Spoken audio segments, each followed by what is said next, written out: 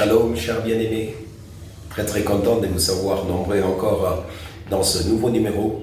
Et nous serons en train de continuer toujours, en train de parler sur l'esprit, qui est notre partie du corps, très important, que nous devons, nous tous ensemble, par l'aide de Dieu, savoir mieux gérer. Et c'est très important de savoir que nous avons un esprit et que notre esprit doit être nourri, comme nous avions parlé la fois dernière, par la prière, par la présence du Saint-Esprit dans notre vie et aussi par la méditation de la parole de Dieu.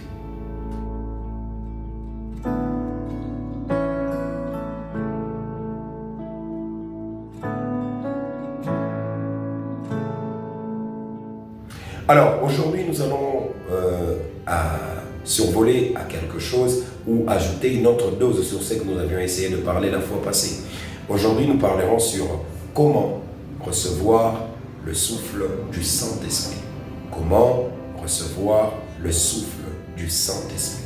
Dans ta vie et dans ma vie, nous avons besoin de recevoir le souffle du Saint-Esprit. Pourquoi? Simplement parce que la première des choses, tout notre être doit fonctionner sur base de ce que l'esprit est. Si notre esprit est faible, tout notre être sera faible. Si notre esprit est fort, notre être sera fort.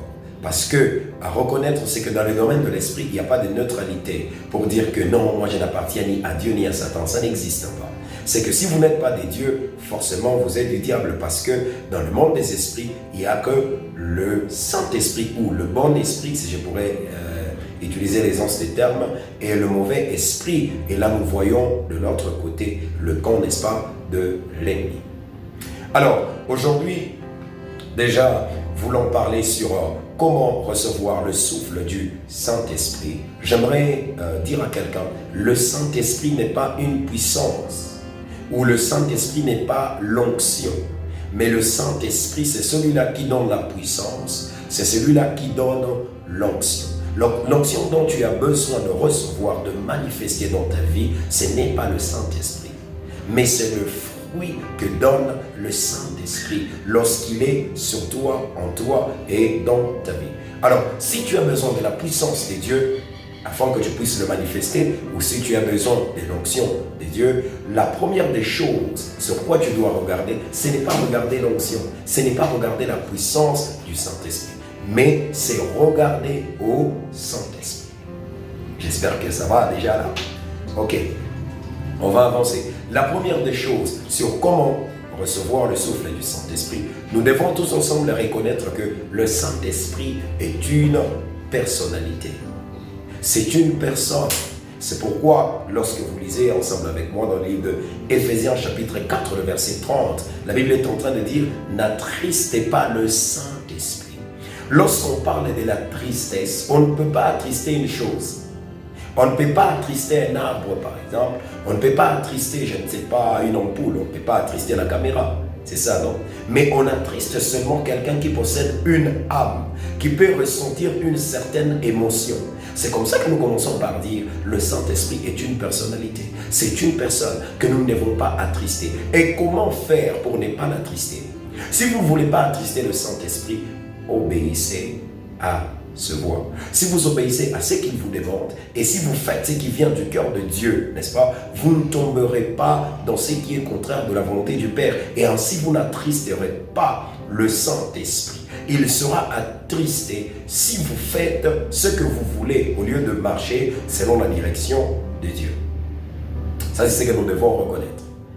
Est-ce qu'on peut passer au deuxième point? Oui. Le deuxième point que nous devons reconnaître, reconnaissez que le Saint-Esprit, il est l'agent exécutif de ce que Dieu veut faire sur ta vie, sur ma vie et dans ce monde. Tu as besoin d'exceller, tu as besoin de réussir dans ta vie, de faire des très grandes choses. Par ton autre partie de l'être qui est le corps, que tu puisses être puissant, que tu puisses te manifester à gauche et à droite, dans l'atmosphère où tu es en train de travailler, dans cette sphère d'influence que Dieu t'a placée. Il n'est pas question de chercher de fétiches. Il n'est pas question de regarder à gauche ou à droite. Il n'est pas question d'adhérer, je ne sais pas moi, dans une loge. Tout cela, ça ne vaudra rien.